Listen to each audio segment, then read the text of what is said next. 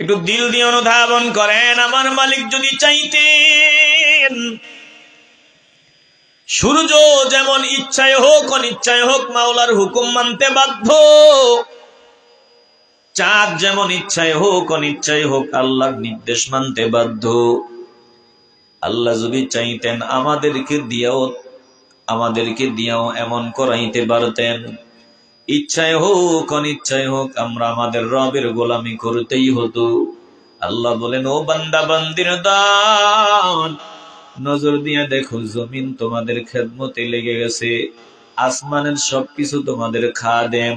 সূর্যটা সময় মতো উদিত হয়, চারটা সময় মতো উঠে। ও বান্দা বান্দির দল, এই সব কিছু আমি মাওলার নির্দেশ ইচ্ছায় হোক আর অনিচ্ছায় হোক মানতে বাধ্য। একটা গরু কতদিন জীবিত থাকবে? বলে যতদিন কলবে মাওলার জিকির থাকবে। এক সেকেন্ডের জন্য ভুলবে তো জমিন থেকে বিদায় হবে। একটা কুকুর কতদিন জীবিত থাকবে? বলে যতদিন কুকুর মাওলার স্মরণ থাকনি করবে, মাওলাকে ভুলবে তো জমিন থেকে বিদায় হয়ে যাবে। কিন্তু মানুষ আমরা কত না ফরমানি করি, আমাদের মরণ আসে না। আল্লাহ বলে, নির্ধারিত সময় দিলাম, এই সময় পর্যন্ত যা খুশি তা করবা। বান্দা, আমি তোমাদের পূর্ণ স্বাধীনতা দিয়া দিলাম। যদি তোমার মন চায় জান্নাতের বাগানে আসবা, বসবা, মন চায় না বসবা না। তোমার মন চাইলে সিনেমায় গান শুনতে যাইবা, গান বাজনায় যাইবা, বান্দা তোমাকে কেউ বাধা দিবে না। আবার মন চাইলে তুমি মসজিদে ঢুকবা, কেউ বাধা দিবে না। বলে, তোমাকে মনের স্বাধীনতা আমি দান করলাম, কিন্তু শুনিয়া লও, পরিপূর্ণ স্বাধীনতা আল্লাহ আমাদেরও দেন নাই। সব কিছুর স্বাধীনতা কিন্তু আল্লাহ আমাদের দেন নাই। চোখের স্বাধীনতা দেন নাই, জবানের স্বাধীনতা দেন নাই, মেশিন গুলার স্বাধীনতা দেন নাই। এগুলো মৌলিক ভাবে একজনের নির্দেশ পালন করে। বলেন তো তিনি কে? আওয়াজ দিতে হবে, বলেন তিনি কে? এই কান কার কথা শোনে? শব্দ শুনতে শুনতে ভালো লাগে না, মজা লাগে না, বলে এ কান তোমার কথা শুনবে না। যদি একবারে তুলা ভালো করে চাইপা দাও, কান তোমার কথা শুনবে না। কান শব্দ গ্রহণ করবে।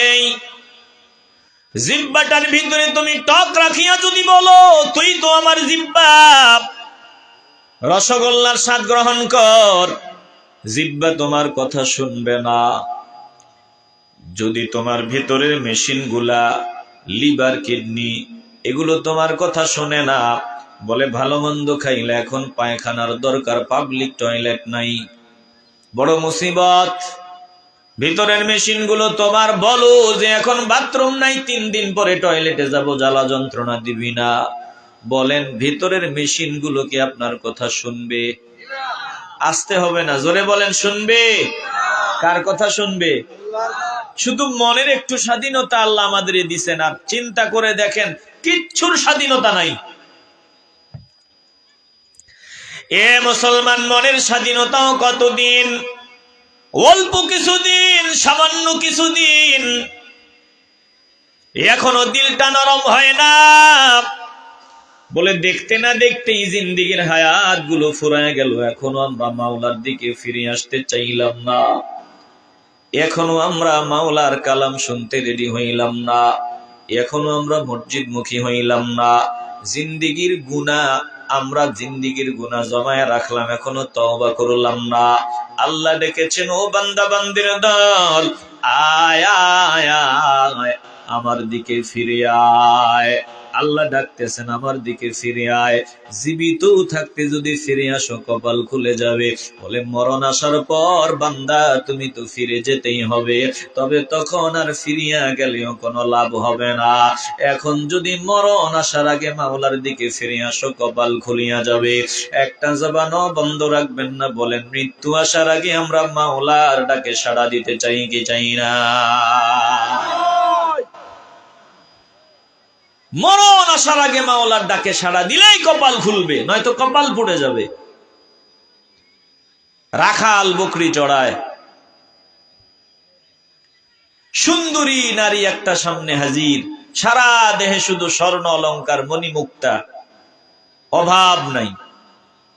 রাখালের সামনে আইসা কয় যে, আমারে একটু থাকার ব্যবস্থা দিলেই হবে, তোমার মনে জায়গা দিবে, একটু থাকার ব্যবস্থা দিবা, আর কিচ্ছু লাগবে না, যা লাগে সব আমি দিব। রাখাল তো পাগল পারা হয়ে গেছে, এই সুযোগ কি হাতছাড়া করা যায়? এই সুযোগ কি আর হাতছাড়া করা যায়? জমিদারের সামনে দাঁড়াইয়া জমিদারের ডাক দিয়া কয়, জমিদার, আজকের পর আমি রাখাল না, আমারে রাখাল টাকাল ডাকবা না, আমি রাখাল না, আমি তোমার মতো জমিদার 10টারে কিনার তৌফিক আমার হয়ে গেছে। আছে না কিছু মানুষ হঠাৎ দেখবেন যদি আঙ্গুল ফুলে কলা গাছ হয়ে যায়, একটা ভাবসাব ভিতরে চলে আসে, আছে না নাই? আসতে বলবেন না, জবান খুলে বলেন, আছে না নাই? ভাবসাব দেখায়ও না, ক্ষমতার মালিক তুমি নিজে নিজে হও নাই, টাকাওয়ালা তুমি নিজে নিজে হও নাই, একজন বানাইছেন। কলিজা থেকে ইমানের আওয়াজ দিয়া বলবেন, যিনি বানিয়েছেন তিনি কে? কিছু টাকা হইলে ভাবসাব। তুমি মানুষকে খাটো করে দেখো, মানুষকে ছোট করে দেখো না, নিজেকে ছোট বানায়া দাও। নিজেকে তুমি ছোট মনে করবা, আল্লাহ তোমাকে এত উপরে উঠায় দিবে তুমি কল্পনাও করতে পারবা না। এ মুসলমান নবীর আশিকের দল, একটু দিলটা নরম করে দিলের ভিতরে কথাগুলো ঢুকায় নাও। আজ আমরা দেখি মানুষ একটু ক্ষমতার গরম, ক্ষমতা পাইলেই কেমন গরম গরম ভাব দেখায়। এই যে গতকাল আমি দেখলাম নর্থ সাউথ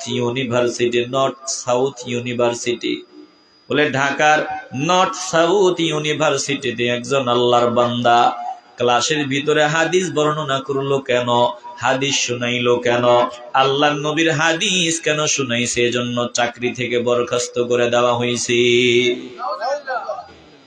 এত আসতে বলবেন না, নাউজুবিল্লাহ। ক্লাসে হাদিস কেন পাঠ করছে, এজন্য চাকরি থেকে বরখাস্ত করে দিছে। আমাদের দেশে এরকম কিছু গাদ্দার আছে, বহু কলেজ ভার্সিটি আছে যেটাতে হিজাবের বিরোধিতা করা হয়, পর্দার বিরোধিতা করা হয়, আর আমরা মুসলমানের বাচ্চারা আমাদের সন্তানগুলাকে ওই বেয়াদবদের প্রতিষ্ঠানে পড়াই। এমনি এমনি তোমার কপাল পড়ে না, তুমি যে সন্তানের হাতে মাইর খাও, এমনি এমনি খাও না। এ সমস্ত প্রতিষ্ঠানে তোমার সন্তানকে রাখবা, কসম আল্লাহর, তুমি সন্তানের হাতে মাইর খাবা, তুমি এ সন্তানের ভালোবাসা পাবা না, তোমার জায়গা হবে বৃদ্ধাশ্রম। কথা কয় না, আসতে বলবেন না, জবান খুলে বলতে হবে, ঠিক কিনা?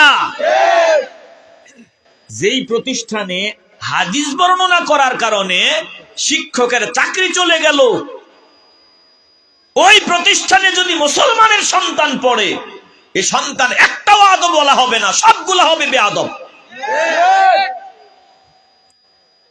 মুসলমান একটু দিল দিয়ে অনুধাবন করিয়া লাও। গরম গরম ভাব দেখায়ও না, এই গরম গরম বেশি দিন চলবে না। যদি সম্মান চাও, ইজ্জত চাও, নিজের ছোট বানায়া দাও। আর যদি বেয়াদবি করো, ওই দিন বেশি দূরে না, আমার আল্লাহ জুতা পিডা করাইয়া বেজ্জতি করিয়া জমিন থেকে মাইনাস করবে। জোরে কোন ঠিক কিনা? যারা অহংকারী করবে তাদেরকে জুতা পিডার ব্যবস্থা করবেন কে? আওয়াজ দিয়া বলবেন কে?